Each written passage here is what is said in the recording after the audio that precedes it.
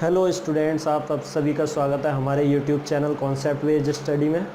आज हम स्टार्ट कर रहे हैं टॉपिक फंक्शन। ठीक है, इससे पहले हमने रिलेशन पूरा कर लिया है। रिलेशन में अगर आपको कोई प्रॉब्लम आती है तो आप पूछ भी सकते हैं कमेंट करके, और अगर आपने वो टॉपिक अच्छे से कर लिया तो आप अब फंक्शन स्टार्ट करें। देखिए फंक्शन होता क्या है, फंक्शन में क्या होता है कि एक ये मशीन की तरह काम करता है, मशीन या ऑपरेटर। ठीक है, मतलब कि एक ऑपरेटर की तरह से काम करता है जिसमें कुछ इनपुट दिया जाता है और आउटपुट निकलता है। अगर जनरली बात करें तो ये होगा, और अगर मैथमेटिकली बात करें तो कुछ और डेफिनीशन बनती है। तो पहले मैं आपको इस डेफिनीशन पर ले जाने से पहले बात करना चाहता हूँ जनरल।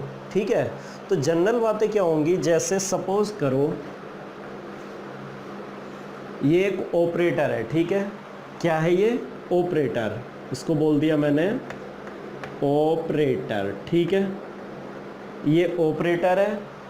ऑपरेटर यहाँ पे क्या है, एफ एक ऑपरेटर का काम कर रहा है।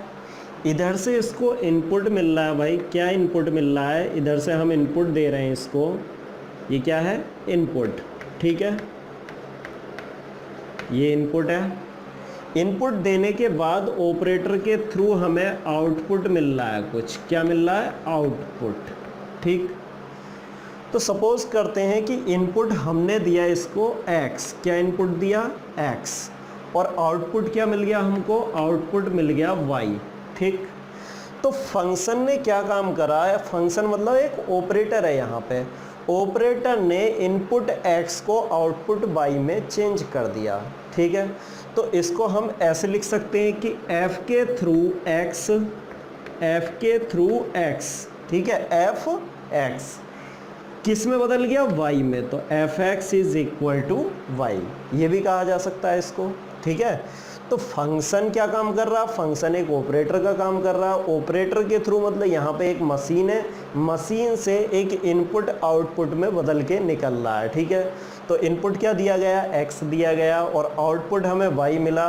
तो f के थ्रू, जो f क्या था ऑपरेटर, f के थ्रू x की वैल्यू क्या आई, y, तो f(x) is equal to y। ठीक, ये तो हो गया ओरली। अब हम इसको मैथमेटिकली कैसे डिफाइन करते हैं। देखिए कोई भी इनपुट दिया जा रहा है, उससे आउटपुट मिल रहा है हमें, कोई भी इनपुट दे करके क्या मिल रहा है, आउटपुट। तो वो कैसे मिला आउटपुट, एक फंक्शन के थ्रू, एक फंक्शन ने वहाँ पे वर्क किया तो उससे हमें क्या मिला, आउटपुट मिला। क्लियर, ये बात समझ में आ गई।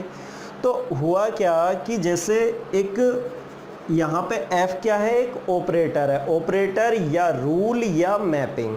तो इसकी जो डेफिनीशन बनेगी वो क्या डेफिनीशन बनेगी, डेफिनीशन समझ लेते हैं। अ रूल, इसे एक रूल कहते हैं, या रूल या मैपिंग। ठीक है, रूल या mapping which associate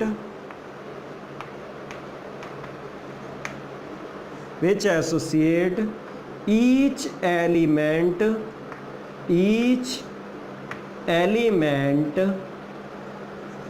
of a set A, किसी सेट A के ईच एलिमेंट को एसोसिएट करता है टू अ यूनिक एलिमेंट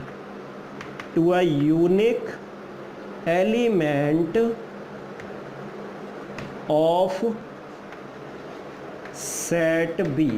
ठीक है, तो फंक्शन या यहाँ पे इसको रूल भी बोला जाता है या मैपिंग, ये क्या है, ये एक एलिमेंट को, किसी भी सेट ए के सारे एलिमेंट को, ईच मतलब जितने भी एलिमेंट है सबको किसी यूनिक एलिमेंट से एसोसिएट करता है। ठीक है, तो जैसे सपोज करो यहाँ पे एक एलिमेंट, मैंने सेट ए का एक एलिमेंट x रख दिया, इधर सेट बी का कोई एलिमेंट y रख दिया।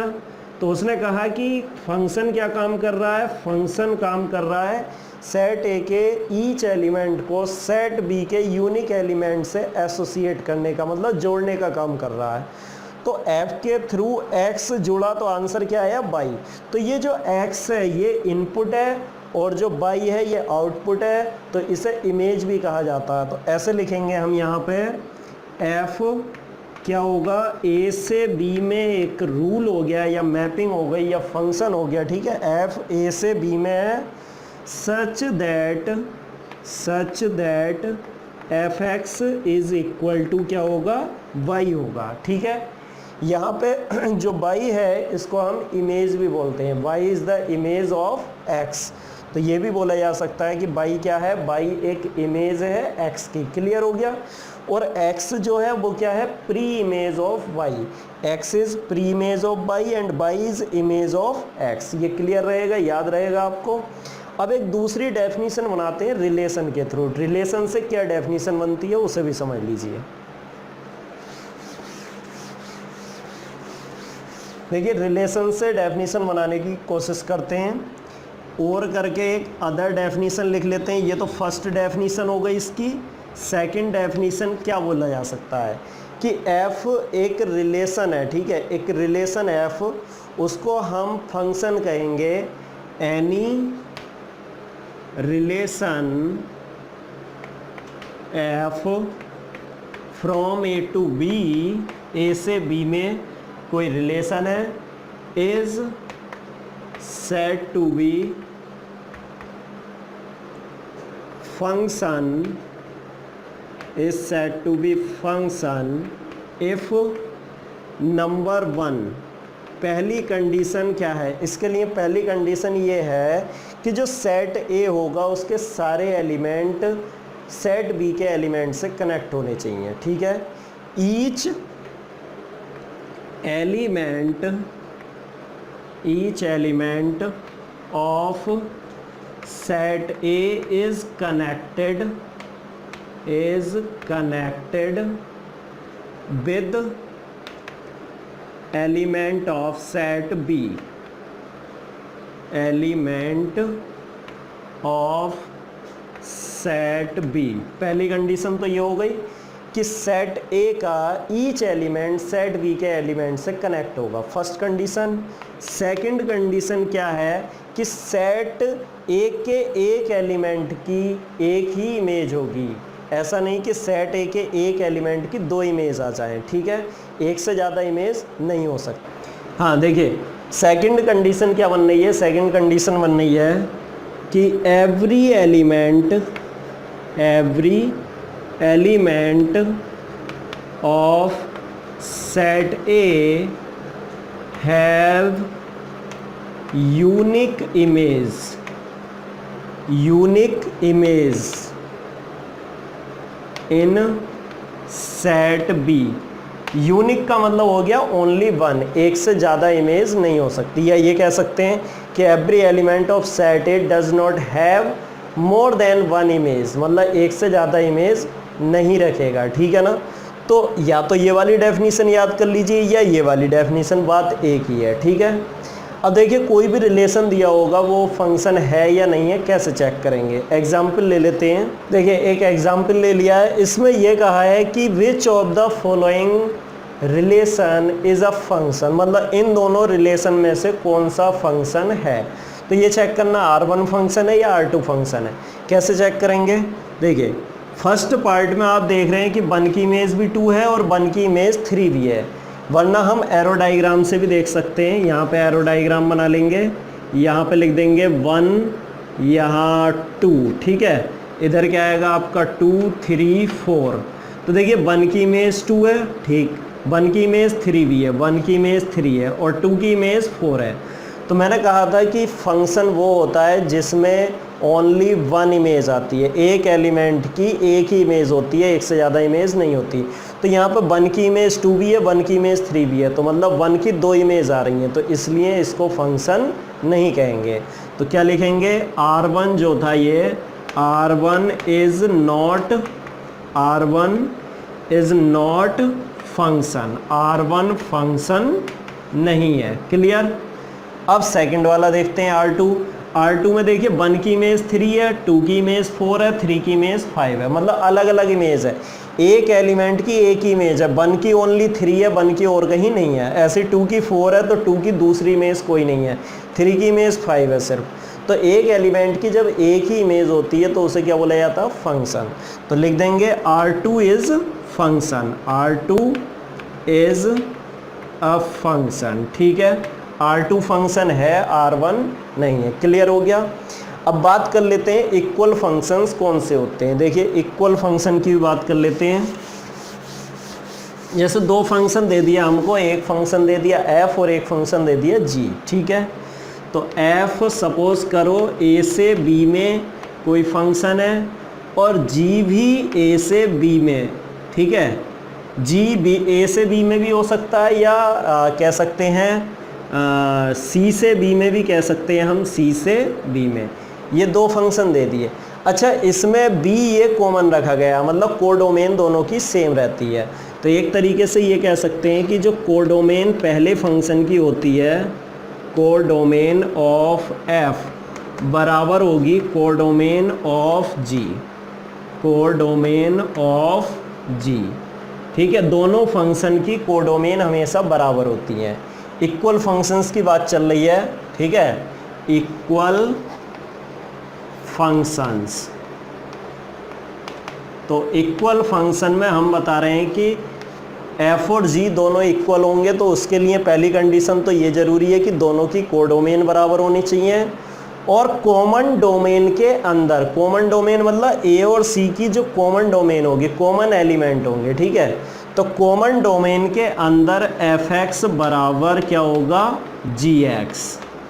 fx और gx अगर सेम आ जाते हैं कॉमन डोमेन के अंदर, तो function f is equal to function g, ठीक है। दो फंक्शन इक्वल होंगे, ये बात समझ में आ गई। कब होते हैं, एक तो पहली कंडीशन है दोनों की कोडोमेन सेम होनी चाहिए, और फिर fx बराबर gx होगा for all x, for all x, ठीक है, बिलोंग्स टू कॉमन डोमेन। जो ये x है वो किसको बिलोंग करेगा, कॉमन डोमेन को बिलोंग करेगा। क्लियर हो गया। तो ये इक्वल फंक्शंस हो गए हमारे। अब इसके बाद बात कर लेते हैं डोमेन क्या होती है। चलो डोमेन भी देख लेते हैं। वैसे कोडोमेन, डोमेन ये आपने रिलेशन में भी पढ़ रखी है, कोई अंतर नहीं है। तो डोमेन क्या होती है, किसी भी फंक्शन की डोमेन होती है x, वो सारे x होते हैं। पहले भी बताया था कि जो फर्स्ट एलिमेंट होते हैं ऑर्डर्ड पेयर के, वो डोमेन होती है, और सेकंड एलिमेंट ऑर्डर्ड पेयर के वो रेंज होती है। तो फर्स्ट एलिमेंट को x कहा गया है, तो x वो होंगे जिससे कि fx बराबर क्या आएगा, y आएगा, ठीक है। f क्या है, एक फंक्शन का काम कर रहा है। फिर रेंज की बात कर लेते हैं। रेंज क्या होती है, तो रेंज किसी फंक्शन की क्या होती है, second element of ordered pair, ordered pair के सेकंड एलिमेंट। तो सेकंड एलिमेंट होता है y, तो y होती है जो कि fx इक्वल्स टू y आ रहा है, ठीक है। अगर fx इक्वल्स टू y है तो उसमें x डोमेन है और y क्या है, उसकी रेंज है, ठीक। अब इसके बाद बात कर लेते हैं कोडोमेन क्या होती है। तो कोडोमेन सीधे सीधे आपको पहले भी बताया गया था कि अगर f a से b में एक फंक्शन है, तो जो सेट b होगा उसको कोडोमेन कहेंगे। रिलेशन में भी यही होता था। f अगर a से b में एक फंक्शन है तो कोडोमेन क्या होगी, सेट b। तो हम लिख देंगे codomain is equal to set b, ठीक है। b सेट को पूरे को हम कोडोमेन कहेंगे। क्लियर हो गया, ये समझ में आ गया। अब देखिए रियल फंक्शन क्या होते हैं। रियल फंक्शन और समझ लेते हैं, वो बहुत ज़्यादा इम्पोर्टेंट होते हैं, ठीक है।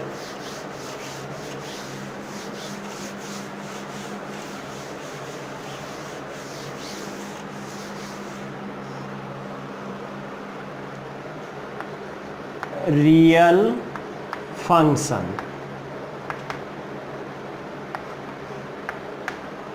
देखिए f एक रियल फंक्शन कहलाएगा अगर इसके, ठीक है, f a से b में है। जैसे f a से b में कोई फंक्शन है, ठीक।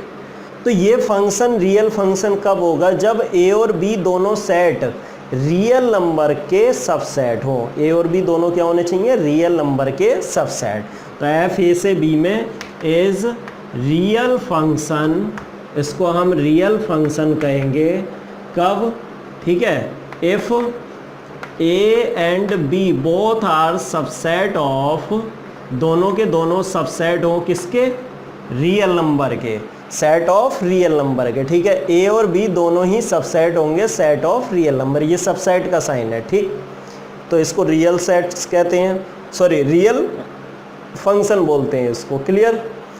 अब रियल फंक्शन होते कौन कौन से टाइप के हैं? ये बहुत सारे टाइप्स के रियल फंक्शन होते हैं। ठीक है, फंक्शंस के टाइप्स का एक अलग लेक्चर बनाएंगे हम, सेकंड लेक्चर, उसमें सारी बातें फंक्शंस की ही करी जाएंगी जो कि टाइप्स ऑफ फंक्शंस हैं। ठीक है, जो फर्स्ट लेक्चर है इसमें हम यहीं तक रखते हैं कि इसमें फंक्शंस क्या होता है, डेफिनीशन के बारे में बात कर ली हमने, और बात करिए कि कोडोमेन, डोमेन एंड रेंज क्या होती है। ठीक है, तो अगर जैसे कोई भी फंक्शन दे दिया जाए, उसकी डोमेन निकालनी हो तो आप कैसे करेंगे, कोडोमेन कैसे निकालेंगे और रेंज कैसे निकालेंगे। ठीक है, उसकी कुछ कंडीशंस होती हैं, उसको भी डिस्कस करेंगे अगले लेक्चर में। तो फिलहाल हम एक दो एग्जाम्पल सॉल्व कर लेते हैं फंक्शन से रिलेटेड। ठीक, देखिए एक एग्जाम्पल नोट कर लिया है मैंने, ये इसको सॉल्व करना है। इसमें क्या कहा है, इसमें ये कहा है which of the following is function, मतलब ये बताना है कि f और g में से कौन सा फंक्शन है।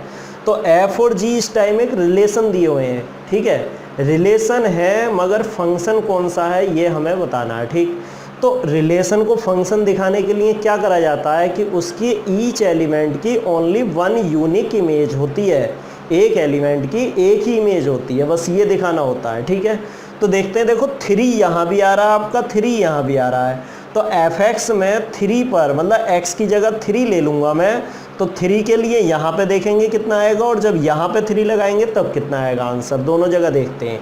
तो मैं निकालना चाहता हूँ f3 की वैल्यू। f3 की वैल्यू क्या हो सकती है, या तो 3 का स्क्वायर हो सकती है, x स्क्वायर से 9 आएगी। ठीक है, या फिर f3 की दोबारा निकालेंगे तो यहाँ से 3x, 3x का मतलब हो गया 3 इंटू 3, x की जगह क्या लगा रहे हैं 3, तब भी 9 आ रहा। तो एक तरीके से सेम एलिमेंट की इमेज सेम आ रही है, अलग अलग इमेज नहीं आ रही, 3 की इमेज 9 आ रही है सर। ठीक है, अब दूसरा करके देखते हैं, g से निकाल के देखते हैं। g के लिए देखो 2 यहाँ भी आ रहा है, 2 यहाँ भी आ रहा है, तो x की जगह 2 में लगाऊंगा तो एक बार 2 का स्क्वायर लिख के देखूंगा, g 2 की वैल्यू 2 का स्क्वायर मतलब कि 4।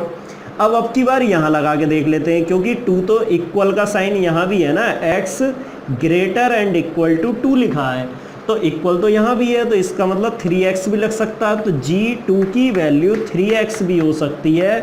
3x, x को क्या रखना है यहाँ पे 2, gx नहीं g2 निकाल रहे हैं, तो इसका मतलब 2 लगाएंगे, 3 2 जा 6। अब यहाँ गड़बड़ हो गया, देखो यहाँ सेम एलिमेंट की डिफरेंट इमेजेस हैं, मतलब एक ही एलिमेंट की 2 इमेज आ रही हैं। देखिए 2 की इमेज 4 भी आ रही है, 2 की इमेज 6 भी आ रही है। तो जब सेम एलिमेंट की 2 या 2 से ज़्यादा इमेज होती हैं तो वो फंक्शन नहीं होता, वो रिलेशन होता है। ठीक है, रिलेशन फंक्शन कब बनता है, जब एक एलिमेंट की एक ही इमेज होती है, एक से ज़्यादा नहीं होती। तो यहाँ पे तो एक से ज़्यादा इमेज हो गई, 2 की 4 इमेज, 2 की 6 इमेज, तो इसका मतलब ये फंक्शन नहीं है। मगर यहाँ सेम था, 3 की इमेज 9 ही आ रही है, तो g is not function but f is a function. तो लिख देंगे f is function, f function है, but g is not function, g function नहीं है। समझ में आ गया ये एग्जाम्पल, क्लियर हो गया होगा आपको, मैं समझता हूँ। अगला एक आध एग्जाम्पल और करके देखते हैं। ठीक है भाई, देखिए ये एग्जाम्पल लिख लिया है, इसमें क्या था, fx equals to x square दिया है हमें, इवेलुएट करना है 1.1 माइनस f1 अपॉन 1.1 माइनस 1, इसकी वैल्यू हमें निकालनी है।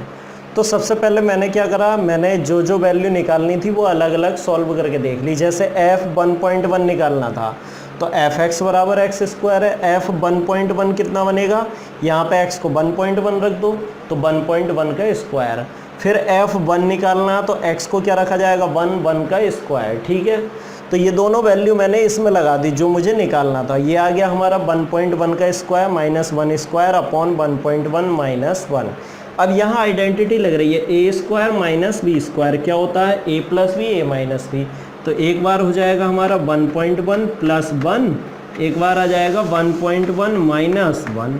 ठीक है, नीचे चल रहा 1.1 माइनस 1, आप देख रहे हैं 1.1 माइनस 1 से 1.1 माइनस 1 कैंसिल हो गया, बचा क्या 1.1 प्लस 1 मतलब कि 2.1। तो हमारा आंसर कितना बना, 2.1। क्लियर हो गया ये, इस तरीके से सॉल्व कर लिया। एक और एग्जाम्पल करते हैं, देखिए दूसरा एग्जाम्पल नोट कर लिया है, इसमें fx दिया है, हमें ये प्रूव करना है। ठीक है, f2x बराबर 3fx plus 1 upon fx plus 3, ये प्रूव करना है। तो क्या करना होगा, पहले इसकी LHS और RHS दोनों अलग अलग सॉल्व कर लेते हैं। LHS को लिखते हैं, LHS क्या होगी भाई, LHS होगी F2x, ठीक है। तो F2x को क्या लिखा जा सकता है, यहाँ पे जहाँ x चल रहा वहाँ 2x कर दो, F2x बन जाएगा। तो कितना हो जाएगा 2x माइनस 1 और 2x प्लस 1, ये बन गई इसकी LHS। अब RHS देख लो, RHS क्या है इसकी, RHS है 3fx plus 1 upon fx plus 3। अब इसमें वैल्यू लगा देते हैं 3 और fx की वैल्यू क्या है, fx की वैल्यू है x minus 1 upon x plus 1, ये पूरी वैल्यू fx की थी, ठीक है। 3fx प्लस 1 ये पूरा आ गया, अपॉन fx प्लस 3, तो fx था x minus 1 upon x plus 1 plus 3, ठीक है। यहाँ पे सॉल्व कर लेते हैं, 3x माइनस 3 तो ये बचेगा 3x माइनस 3 और x प्लस 1 LCM आएगा, तो x प्लस 1 की 1 से मल्टीप्लाई होगी तो आएगा x प्लस 1। ऐसे नीचे देख लीजिए, नीचे भी यही होगा, x प्लस 1 LCM आएगा तो x माइनस 1 प्लस 3 की मल्टीप्लाई हो जाएगी x प्लस 1 से, तो 3x प्लस 3। ऊपर भी x प्लस 1 LCM, नीचे भी x प्लस 1 LCM, वो कट गया, मैंने लिखा नहीं है, ठीक है।